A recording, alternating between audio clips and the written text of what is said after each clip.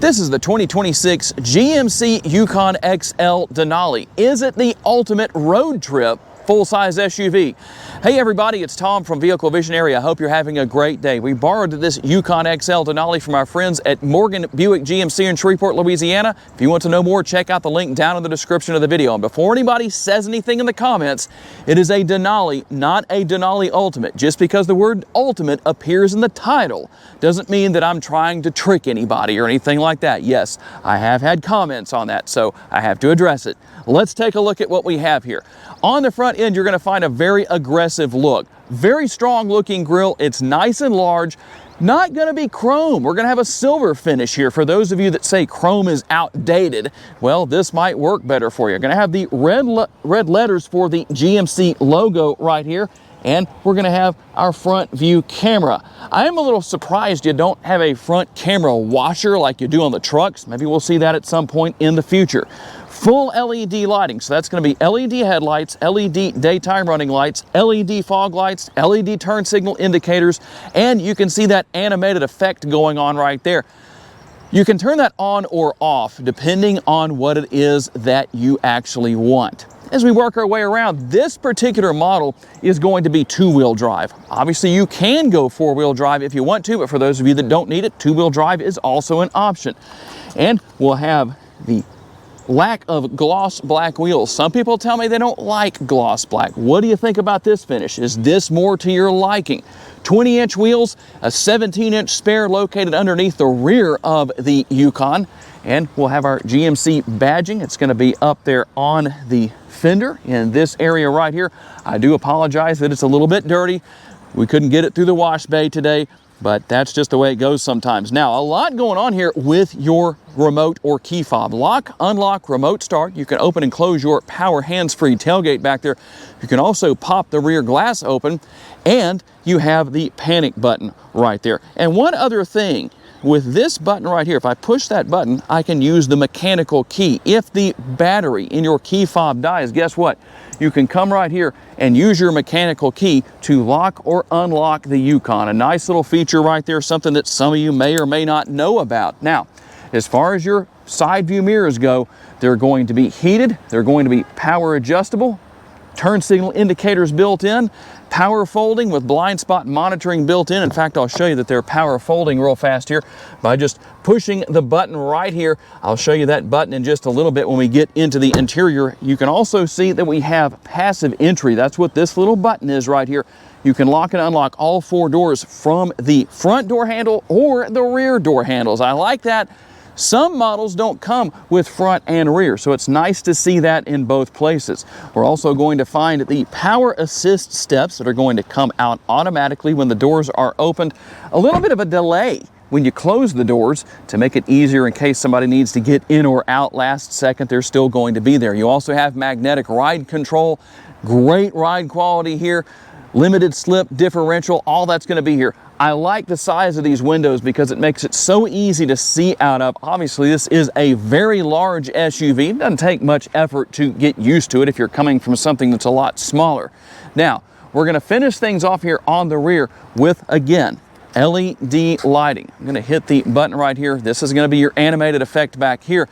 Now, you notice that seems really dim. After dark, it's actually very bright. We're also going to have the rear window wiper that is concealed away right up here inside of the rear roof spoiler. And just so you can see it, because I told you about it earlier, we're going to pop that glass open so you can see what I was talking about when I hit that button. That makes it easier to just reach in, get whatever you need to, pull things in, put things, take things out, whatever you need to do, instead of just opening the entirety of the tailgate. A little bit of a time saver there. And we'll have our quad tip exhaust back here. Going to have that exposed exhaust as opposed to having that concealed away the way so many automakers are doing in this day and age. And what exactly is being exhausted? We'll pop the hood and tell you all about it. Under the hood is the naturally aspirated 6.2 liter V8. We'll give you a good look at that. It makes 420 horsepower, 460 pounds-feet of torque, and is mated to a 10-speed automatic transmission. 0 to 60 is about 7.5 seconds. Top speed is actually a governed 150 miles per hour. I don't think I'd want to drive this SUV at that speed. And how about your MPGs? We're looking at 15 city, 19 highway, 16 combined, and that 6.2-liter engine will burn 6.2 gallons of gas per every 100 miles you drive. Being such a large SUV, how much gas tank do you have? 28 gallons in capacity. On a full tank of gas, estimated you should be able to drive about 420 miles in the city, 532 miles on the highway, 476 miles combined. Your towing capacity comes in at 7,500 pounds, and your payload is going to be 1,545 pounds. Now, there's a couple of different ways you can open this power tailgate.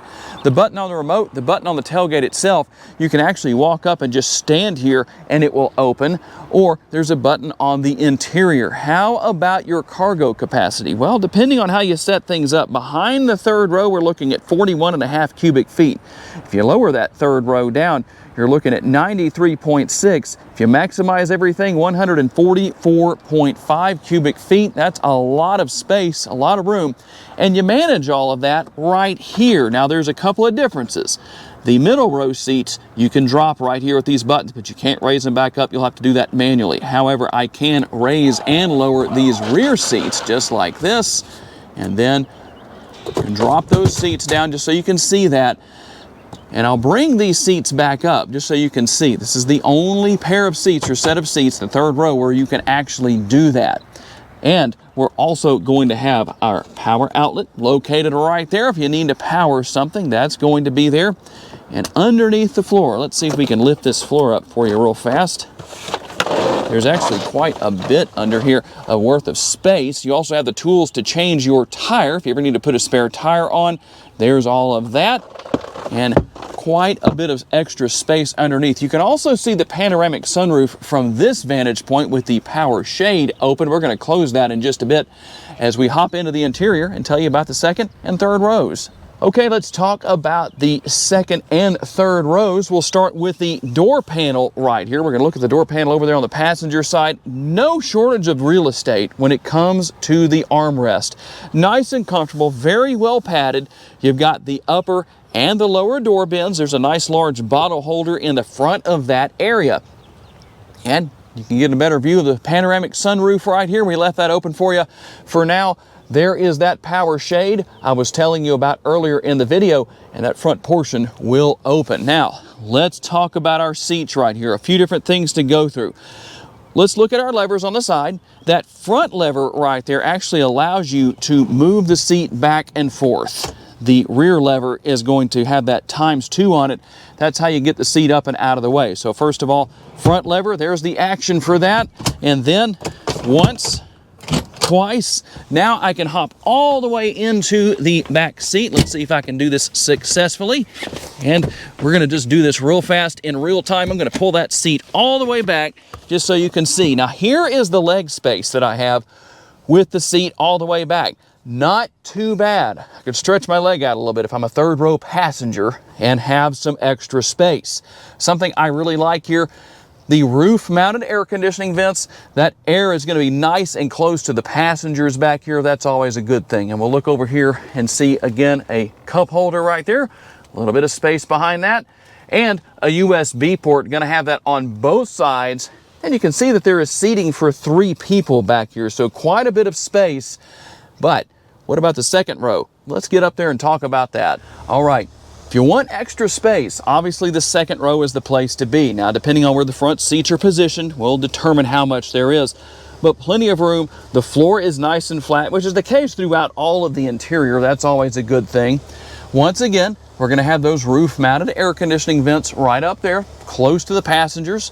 And then we're going to find the armrest right here. I wish GMC would make these a little bit longer, maybe out to about right here. For me, it's just not quite long enough, no matter how far I put my arm back. That's uncomfortable like that. But here's what you need to do, GMC. Make it as tall as the seat back. If it comes up to about right here, that should accommodate everybody sitting back here. Just my opinion. Now, if it happens in the future, that means somebody from GMC is watching my video. We did close the shade, so you can see what that looks like for the sunroof. So there's your power shade. And if you're wondering what all that noise is, that's actually from the ventilated seat here on the driver's side, if you can hear that. Rear seat pockets on the back of each seat, and then we're going to have our drink holders right here, a little bit of space in the center, and then everything for controlling fan speed, temperature, everything you need is right here. Heated seats for the middle row passengers, 3 stages. Then we're going to have our USB ports for connectivity and another power outlet. How about that all-important question that sometimes people ask in the comment section because they didn't watch the video? What's the sticker price? Don't tell them that it's $90,560. What do you think about that price? Let's see what else you get for that price. We're going to start here with our upper console, and there's a good bit to talk about up here. If your power tailgate won't open, you need to come check here first and make sure this switch is not set to off. Right now, it won't open. Now, you can always open it manually no matter what, but it can be set to 3/4 or to max. And then we're going to have our control right here for the power shade for the sunroof. You can open the sunroof here. Obviously, you can turn your lights on and off just like this. And here's a little trick for you. If you hold that light down, all of the lights come on throughout the interior. So you turn all those back off, doing the same thing right there. And then we're going to have something right here for controlling the center console. Okay, so let's show that. The power adjustable center console.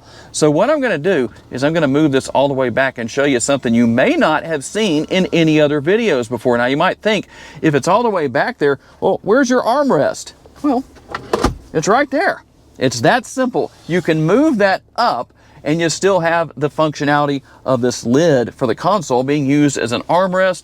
There's a little bit of space right there for your passengers. They can have their cups presented to them, their drinks, whatever the case is. And I'm going to just let you see what's going on when I bring that back forward. It's automatically going to put the center console lid back in place where it needs to be. Kind of a neat little thing. Now, one thing that is not here, not officially, is a sunglass holder. It used to be right here until the refresh that came for 2025. And before anybody tells me that it's up here, you could use that as a sunglass holder. My sunglasses are in there right now, but you can see that you could probably put another 8 to 10 pairs or more in there. It's not officially a sunglass holder, something that a lot of automakers are slowly going away from. Not really sure why that is, but that's the situation. We'll take a look down here at the passenger side, looking at some of the trim work that we're going to have, and then we'll work our way down to the glove box. I know that's my cameraman's favorite glove box opening latch because you don't have to pull it sideways. You just pull it from the bottom, just like you see him doing right there. That seems to work better. And the door panel over there on the passenger side, again, some of that nice trim work. It's nice and sturdy. It's going to hold up. Large armrests, and again, the large door bins down there. You've got the upper and the lower, and you can see that speaker up there as well. The Bose premium audio system that we're going to demonstrate for you in just a little bit. Now, I'm going to grab the camera. We're going to come over here to the driver's side. Now, one thing I do wish GMC would do is have seat memory on the driver and passenger sides. Only here on the driver's side, but hey, at least it's here for the driver. Lock and unlock. There's that button I told you about earlier that allows you to fold the mirrors in. Now, there's actually a feature in the center screen where it will fold and unfold when you lock and unlock the vehicle. Everything for your one-touch windows, one touch down for the front windows, one touch up for the front windows, one touch down, but you're going to have to hold that button to bring the rear windows back up. And everything for your exterior lighting right here and your drive modes. Let's take a look at what those drive modes are real fast. We'll go right here. We start with normal, sport, snow and ice, and then your tow haul mode is going to be right there. You'll also find your power parking brake right here. Some of your other features such as park assist, lane keeping assist, You can turn the auto stop start off right there. Some of our other features right here. And then on the steering wheel column or steering column, we're going to find the adjustments for the steering wheel. Tilt and telescopically adjustable, and it is power adjustable. That is always nice to have that. On the rear of the steering wheel, we not only have the shifter paddles, but also the controls back here. Let's see if I can get back here and show you for adjusting what you're listening to. Over on this other side, you can adjust the volume. Then you'll have everything here for your cruise control. You do have adaptive cruise control, and then our heated steering wheel, voice commands. You can adjust music, what you're listening to right here. All that good stuff is here. And your heated steering wheel, you can turn that off and on right there. Also, with the driver's display, if you say, you know what, I don't like how that looks, we're going to push this button and we can change that. You can even bring up navigation if you want to. So you know you have built-in navigation. That answers another question that many people have. And a couple of other little things going on where that is concerned. The shifter will be over here on the steering column on the right-hand side. On the left-hand side, your turn signal stalk, your blinkers, you can use those. And then here is how you wash the windshield wiper or windshield off, the front windshield, just like that. And then your front and rear window wiper controls. And I don't know how well you can see it, but you also have a head-up display. Very nice and bright, nice and adjustable. Here is our button to start and stop the engine. I think that's conveniently located. I know for me it's a habit to reach right there, unlike some vehicles that have it located down there on the center console. Now, let's talk about our 16.8-inch touchscreen. You might have noticed some things missing from the driver's display. Well, here's what you do if you want to see certain things. We go to vehicle status. We'll let that come up. We're going to go right here to gauges. And if you want to see, say, your coolant temperature, you can come right here, add to display, and now it's going to be over here on the driver's display on the left-hand side. Now, there's certain things you can put up there, different things, depending on what you want to do. If you want to remove that, you can go right there and do that, and now it's removed. Just to show you what's going on where this is concerned, because I know a lot of you like to know about that, to show you some of those options. Now you'll have My GMC right there, Google Assistant, where you can say, hey, you know who. You can even adjust the air conditioner with Google Assistant. There's a lot of things you can do. Set up navigation, driving directions, whatever it is you need to do. Know how far away you are from whatever, what kind of restaurants are nearby. Anything you can imagine you can do. The Play Store is there. We're going to have Android Auto and Apple CarPlay. You can wirelessly pair your smartphone. And how about our camera views? They are everywhere. There's our overhead view. There is the rear view. There is the front view. And then we also have our side view mirrors we can look from. It just depends on where you need to see and what you need to see. We can also make changes just like this and have it fill out more of the screen. If you don't like that, you can have that overhead view right there just to let you know what's going on. And that will stay on when you're driving if you want it to from any view. Just depends on what you want. Trailering is right there. You can see what else is here. The recording's right there. You can use any camera or really all of the cameras at the same time to record. You just have to have the right USB drive. I have a tutorial video specifically dedicated to how that works if you want to look that up. Now, let's go right here and take a look at our settings just to show you real fast what is here. Now, I know it looks like a lot, but it's not that difficult. You can come in here to sounds just to show you what's going on. Volume levels. Here's something that's important. Depending on what you want, audio, it's going to default right here. Ringtone volume, phone volume, voice volume, navigation volume. If your navigation isn't loud enough, you can turn that up, or if it's too loud, you can turn it back down, just to show you a little bit of what's going on here. You also have maximum volume at startup. I don't know anybody who would want to do that, but some people might, who knows. And audible touch feedback, on or off, it's going to tell you what it ultimately does, which is going to be what you hear right there. That's that sound. So we're going to come back here and go back into settings. And we'll come back up here to vehicle. A couple of things that I need to show you that I know are important to you. We'll go to audio if you want to go to equalizer. Here's where you're going to adjust the bass, the mid-range, and the treble. You can adjust all of that to your liking right here. You can see what else is going on where all of that is concerned. We're not going to spend a lot of time there. Teen driver mode, rear seat reminder. You can turn that on and off as buckle to drive. I do recommend you use your seatbelt when you're driving. Climate and air quality, speed assist. Here's one we want to spend a little bit of time on, your safety features, collision and detection systems. You can come in here and make changes to these. But you have alert type, forward collision avoidance, front pedestrian braking, intersection collision braking, side bicyclist alert, lane change alert, reverse automatic braking, park assist, rear cross traffic braking, and rear pedestrian alert. Now, just to show you the differences between these two, you can come in here and turn rear pedestrian alert on and off. That's your only options. But if we go to rear cross traffic braking, here's what we can do. We can go with the alert and the brake, or alert only, or you can turn it off. It just depends on what it is you want to do. And that is a quick look at the screen. One more thing I do want to show you, controls right here, because there are a couple of things that are very important here. Child safety locks are activated and deactivated here. So when you have that blue surround on there like you see now, that means that feature is active. If you want to turn it off, you can do it that way. Your blind zone steering assist, right there. It won't come on for me, but that's where that is. Now here's one that you might not know about. Your universal remote here is in the screen. It's not going to be home link like it used to be, where there's several buttons, 3 different buttons, but you can program up to 8 remotes. Not sure why GMC thought that was necessary. Some of you might have said, I don't have but 3 buttons. I need 8 because I have 8 garage doors.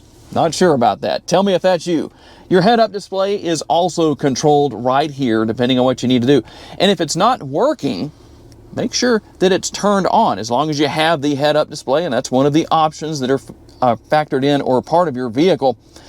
That's going to work just like that. Now, let's work our way down to the air conditioning. Dual zone climate control in the front, single in the rear. You've got everything here for your temperature, your fan speed. You also have your heated and ventilated seats. So there's our heated seats, 3 stages, ventilated seats, 3 stages, and to turn the volume up and down, you can use the control right here. You can also push right there. If you need to mute, that's how you do it. You know it's muted right now, and then we can turn that back on if we want to. And we'll also come right here, because there's a couple of things to talk about here. A couple of USB ports, the wireless charging pad, and then our cup holders are also going to be here. And we can conceal that away if we want to. Nice and convenient. You already know about the center console lid doubling as an armrest. What do you have inside? Let's take a quick look right here. Actually, a reasonable amount of room. Okay, here we go on the test drive with the GMC Yukon. One thing that you will definitely find here, besides a ridiculous amount of space, is a very comfortable ride quality. The seats themselves are comfortable. The ride quality itself is really good. And plenty of adjustability built here into the driver's seat between the seat itself and the steering wheel, as I showed you earlier in the video.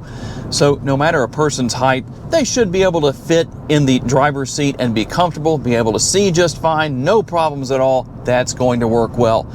And it goes without saying that you have plenty of power to get down the road when you need it with this 6.2 liter V8 that is under the hood. You've got the ability to tow, you've got the ability to haul, plenty of room for passengers, and technology that is actually very easy to learn and use. It might look intimidating if you've never had a vehicle like this before, but that's one thing that all GM vehicles in this day and age definitely have, is simple to use and simple to learn technology. Not going to be a problem whatsoever as far as that goes. It's not going to be an issue. And we'll make a quick U-turn right here, a legal U-turn. Little bit of a tight turning radius, at least right there, but not too bad for a full-size SUV.